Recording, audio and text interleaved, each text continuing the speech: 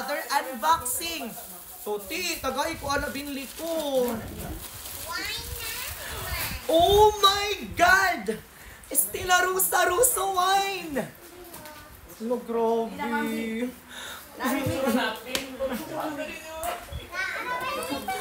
Hala. Stella Rosa. Ibalik na, Corky. Hindi ka pa. Hello, grabe. Lupan si Wayne. Huwag ka dyan! B! Janaline! Ay, ano? Oh. Lagay mo sa kwarto, B. Ano ba yan? Oh, hawakan mo muna kasi parang may isa pa ata. Diyan. Hindi yan pwedeng inumin ma. Ano yan? Kulon.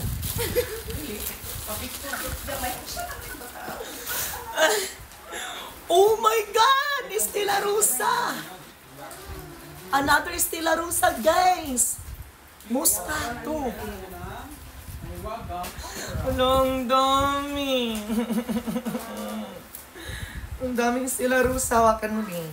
O, ilagay mo na yan sa kwarto doon. Ayan. Ah! para ano siya, hindi mabasag. Ang daming bata kasi. Ah!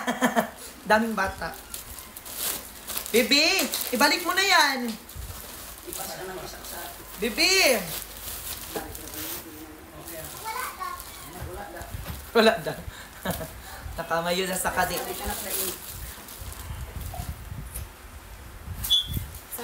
my God! Oh my God! Oh my God! Look! This is chocolate! Ayan, ito talaga ang hindi ko ibibigay. Charot! Hala, grabe na chocolate, guys! Ang dami! How many years lang kumain yan? Tao na ganyan. Silindin ng madam. Hala, grabe! Yung cheese niyan, madam, is everlasting life na yan. Hala, grabe! Uy! Yan, binigay mo. Everlasting life. Chocolate! Ang dami!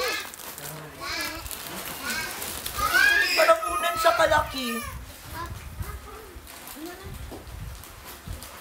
Parang unan siya kalaki. Grabe. Thank you, Ate Lynn. Grabe yung blessing. Alam nyo, from 1, 2, and 4 boxes, ubod ng dami. Ngayon is grabe. Beyond sa dami na dami talaga. Ang lalaki, ang sasarap, ang... Oh my God! Yun bang nakakagulat talaga sa... Anong grabe.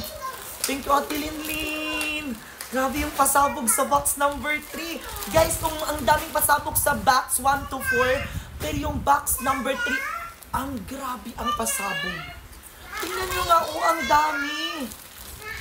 Hindi ito masuklian ng kahit ano, ginto, pera, kung ano.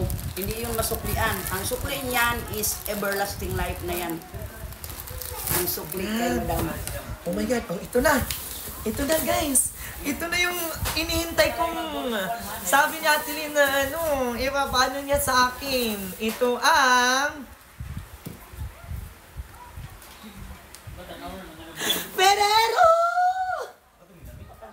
Yes! Ito yung pinakamasarap.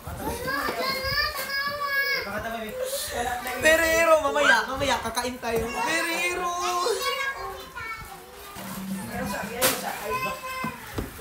Ate, tingnan mo, kahit yung kapitbahay ko nasabi na yan yung pinakamasarap.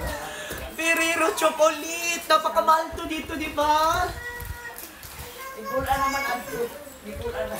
Papaskuhan kung isa ka. Ram.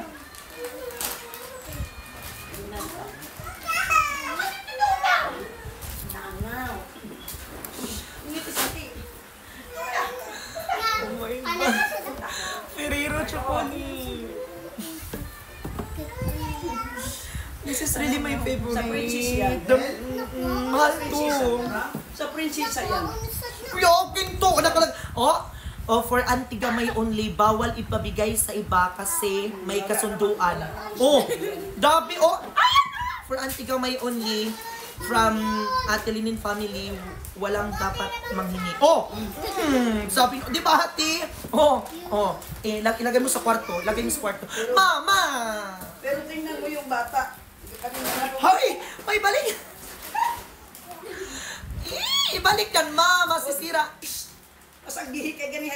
pinasan kay pinpin ko mo yan.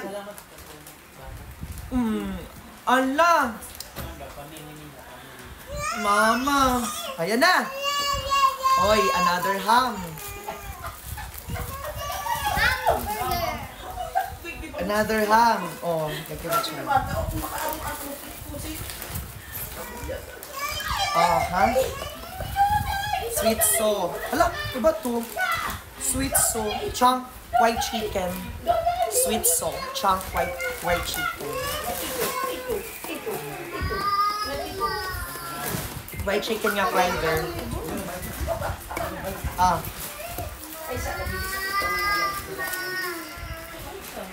White chicken. Bago siya, guys. Ayan. O, diba? Yung mega sardines, naging ganito na siya. Diba? Nag-upgrade tayo, guys. Salamat sa Diyos. Uy, chicken breast. Hala. Kirkland. Ayan, guys, oh. Bago tulad to kapon, di ba? Chicken burst from Kirkland. Aww. Mamaya, kakainin natin. Ito na naman yung corned beef. Alam mo, ang sarap nito, ate, guys. Ito yung, kasi kanina nagbukas ako. Ito yung natikman ko. Napakasarap. As in, legit na beef talaga siya. As in, legit na beef. Napakasarap. Oh, may matamaan dyan ng mga kan, ha? Mag-ingat. Chicken breast. Ayan, another chicken breast. Oh, wait lang. Na nakikita ko. Corned beef, guys. Tulad ng kanina, napakasarap. Ayan. Salamat, Ate Linlin, ha? Sa mga bagay, mga pagkain na pinaparanas mo sa amin. O, di ba, guys? Si Ate Linlin, ha? She is my gifter, my best friend, my sister, my ate sa social media. Pero tingnan mo yung ibinigay niya sa amin. Not just this, guys. Mga bagay pa na aside dito mga packages, since nung nagkakilala kami, ang daming nasusolve. Utang ni Mama, ilaw namin. Ang dami, as in, ang daming. Yes, grabe. Pero ngayon, ito na naman yung mga boxes na to, yung mga pagkain, yung mga very new to us na mga pagkain na naranasan namin ngayon. It's a big, na siya, guys, a big impact to my family and for myself na nakakain tayo ng mga pagkain na galing sa ibang bansa. Diba? So we are so grateful. Thank you sa Panginoon na nabigyan ako ng opportunity na may makilalang tao na kagaya ni Ate Linling. Salamat. So ayan. Eto na. This is for myself. Nakikita ko na siya. Mary Kitchen corned beef hash. Ay, grabe. America's #1 selling hash sa Amerika. Look, guys. Ay, grabe, Diyos ko. Ayan, oh. Ilagay mo may nakalagay, ilagay mo na lang sa kwarto baka oh, sige. Ayan, ilagay na, oh, nakasulat siya from hash. Ay. Ano yan? Ha? Nag-unboxing ako. Ito, guys, ang dami ng Kirkland Priest. Ito pa, corned beef. Ito. Ayan, corned beef. Ayan, oh. Bing. Ayan, corned beef. Ito pa, tuna in water. Ayan. Ito pa, spam. Ang dami spam at saka ano. Ang tuna. Oh. Ito pa. Armor, yung bourbon sausage. Yan pa. Dami mabigyan nito.